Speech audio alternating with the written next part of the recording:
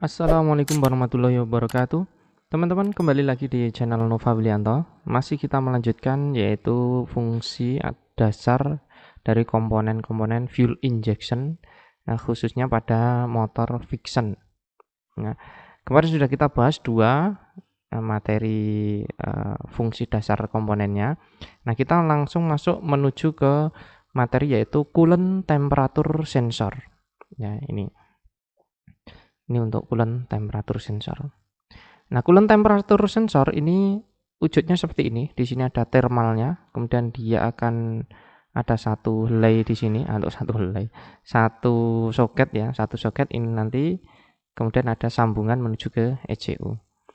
Fungsinya adalah memberikan sinyal kepada ECU, kemudian ECU akan menghitung jumlah bahan bakar yang akan diinjeksikan dengan akurat. Nah, ini ya.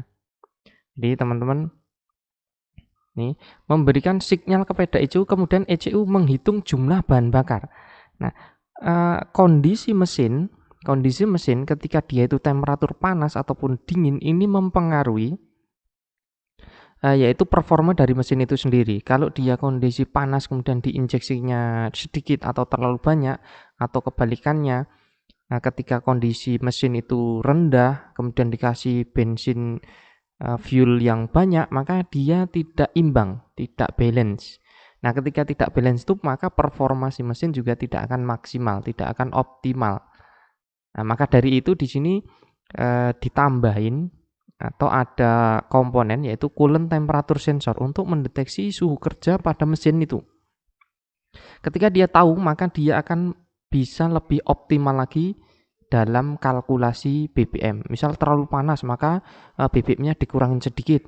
Oh, terlalu dingin, BBM-nya dinaikin sedikit, dan seterusnya. Itu yang mengatur adalah ECU nanti. Kemudian fungsi yang kedua adalah memberikan sinyal kepada ECU, kemudian ECU mengatur penyalaan kipas pendingin. Nah, ini digunakan apa? Untuk mendinginkan si radiator. Kalau si mesin itu kondisinya dingin, kemudian kipas pendinginnya kita dinyalakan, maka ini tidak efisien. Ya, tidak efisien. Nah, kan buang-buang arus lah, buang-buang bisa dibilang buang-buang tenaga lah. Kenapa? Karena masih dingin, kenapa didinginkan gitu. Nah, dia akan nunggu panas. Begitu juga sebaliknya, ketika dia itu panas, maka dia akan dihidupkan ya untuk mendinginkan si radiator. Ya, sebenarnya lebih tepatnya di sini mengatur penyalaan kipas pendingin untuk menjaga temperatur kerja pada mesin tersebut. Ya, ini berlaku ke unit-unit atau motor-motor yang menggunakan kipas pendingin. Ya, lain halnya kalau tidak ada pendingin, dia hanya untuk mengkalkulasi saja. Ya, untuk mengkalkulasi saja ini atau menghitung. Keuntungan respon mesin, akselerasi, kemampuan start sangat baik, jelas. Konsumsi bahan bakar akan efisien. Kenapa efisien tadi? Karena dia bisa menyesuaikan kondisi atau suhu kerja mesin tersebut, ya. Sesuai dengan standar emisi, jelas, karena dia bisa menyesuaikan seberapa besar kebutuhan. Pendinginan mesin lebih baik, ya. Ini pendinginan mesin lebih baik. Kalau saya lebih condong ke suhu kerja mesin itu lebih baik. Jadi kalau dia bekerja pada suhu kerja yang tepat, maka performanya juga akan maksimal. Kalau dia mesin terlalu dingin juga tidak bagus, terlalu panas juga tidak bagus. Berarti harus dia pada posisi suhu kerja. Nah, coolant temperature di sini, ini ada termistor di sini, ya, satu komponen.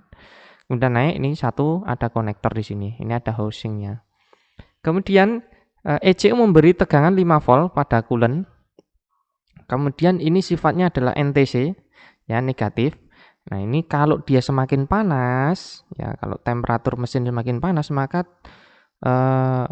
hambatan dari coolant temperature sensor ini dia akan mengecil, berkurang. Kalau dia makin dingin, maka dia akan tinggi hambatannya. Jadi ini kalau teman-teman nanti ini untuk memastikan coolant temperature sensornya itu rusak atau tidak, ya dicabut, kemudian diukur nih di sini kabelnya.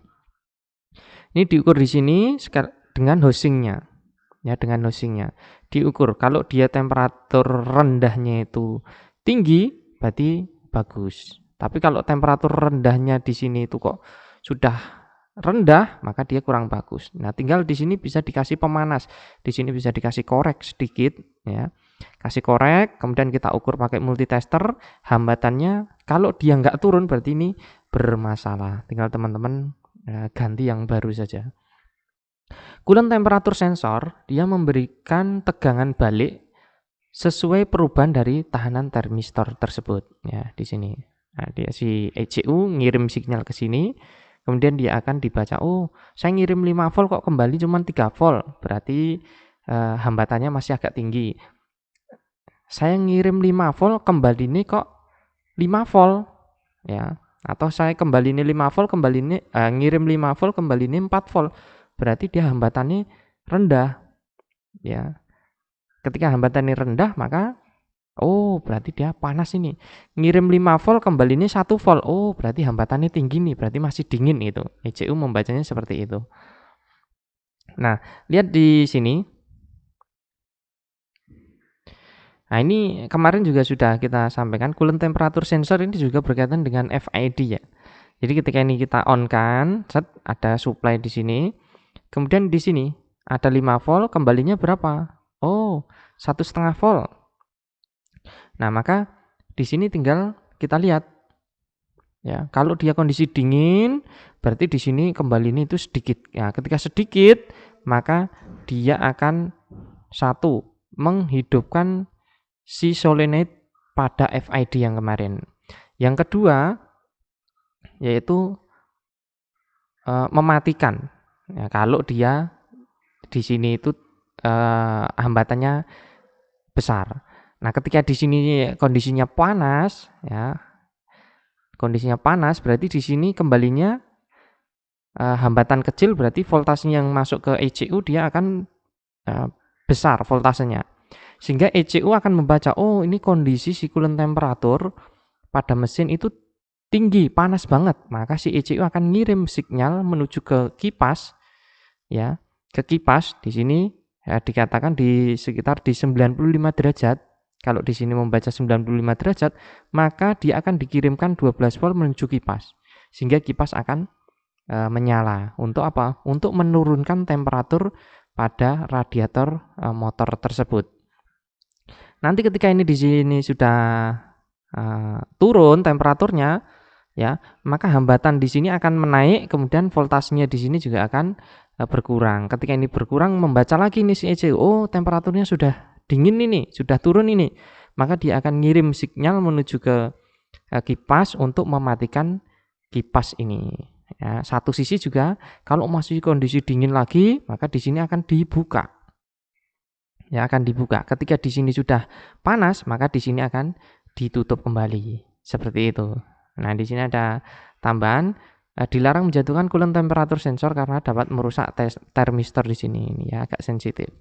Ya, agak hati-hati untuk di coolant temperature sensor ini. Baik, teman-teman. Ya, mungkin itu untuk pembahasan di coolant temperature sensor. Simple. Jadi teman-teman jika ada permasalahan pada coolant temperature sensor, nah tinggal kita cabut saja, kemudian tes secara manual. Ya, tes secara manual tinggal kita ukur ketika dingin hambatannya berapa, ketika panas hambatannya berapa. Kalau dia tidak sesuai pada tabel yang tadi, ketika dingin hambatannya tinggi, ketika panas hambatannya rendah, maka bisa dipastikan coolant temperature sensornya adalah rusak. Ya, seperti itu. Biasanya kalau rusak juga nggak terlalu kelihatan, cuman mohon maaf, kalau ini rusak di indikator di atas itu, yang di setang itu, dia tidak terlalu nampak, cuman efeknya akan ke mesin, jadi larinya kurang mantap lah. Karena apa? Karena dia ngacau. ECU membacanya dingin, padahal di sini aktualnya panas. ECU akan membaca di sini panas, padahal aktualnya dingin. Maka dia akan kacau dan eksekusi ke FID-nya, kemudian nanti ke injektornya juga tidak akurat. Demikian, semoga bermanfaat teman-teman. Semoga bisa dipahami. Terima kasih telah menyaksikan video ini. Jangan lupa like, subscribe, dan komen.